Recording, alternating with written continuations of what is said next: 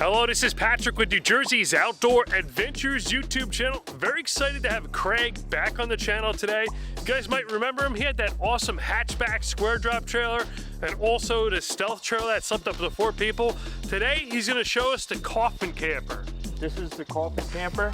It's built off a Harbor Freight cargo rack. It's a regular standard rack. I wanted to build the smallest and the lightest camper I could possibly make. Just what I needed, a bed, to keep me warm and dry, something that I can take off by myself, something very light that I can tow with a bike if I wanted to. I built it out of a 2-inch styrofoam boards. I wanted to make it as light as possible, so I used this. I used a vinyl, like a foil wrap. I got it from Amazon. That I wanted it to look like a toolbox so it doesn't stick out too much, but it's very durable. I didn't cover it with like fiberglass or anything. I might, but we're gonna see how long this lasts. It doesn't seem like it needs to. I did this mostly for weight and insulation because I go camping in the winters, so I wanted to have it as warm as possible. So I used marine windows. So I got one right here, I got one right here, and I got one in the front. This is just like to look at the stars, or I want one right above my face. I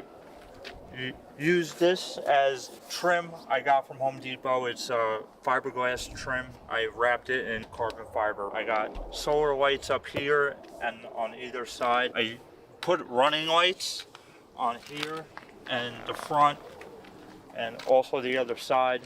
This is an antenna for the radio. I have a small car stereo inside, and this is the dashboard camera.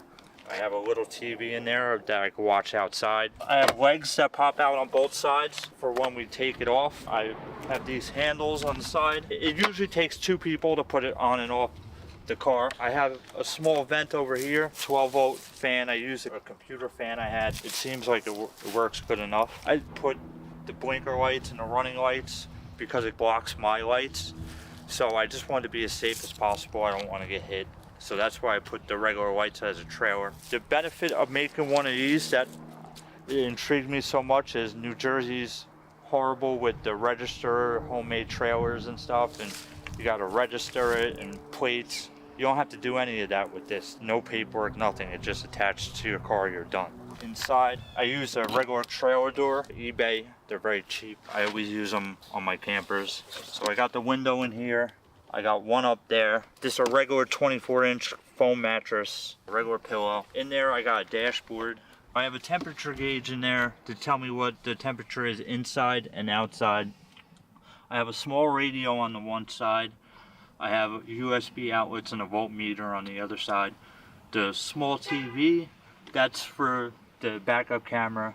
And I always find when I'm in my camper, even if I have a TV, I'm always holding my phone. So I put a phone holder so I can just watch without holding my phone. I built it to be 6 feet long, 2 feet wide, and about 2.5 feet high. I literally measured my body before I built this. It's not gonna fit anybody bigger than me. Like, it's just custom made for myself. It does take a little getting used to get into it, but it's actually pretty comfortable when you can.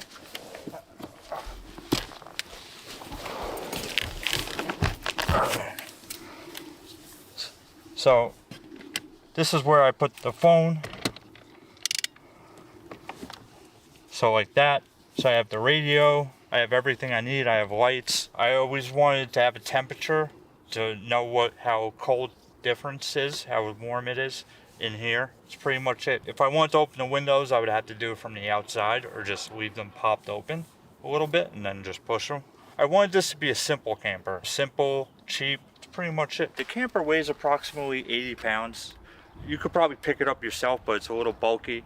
And I built it for under 500. So compared to the other builds I built, this is very cheap. It only took me a couple weekends to build. That's what I like about it. I just want something simple.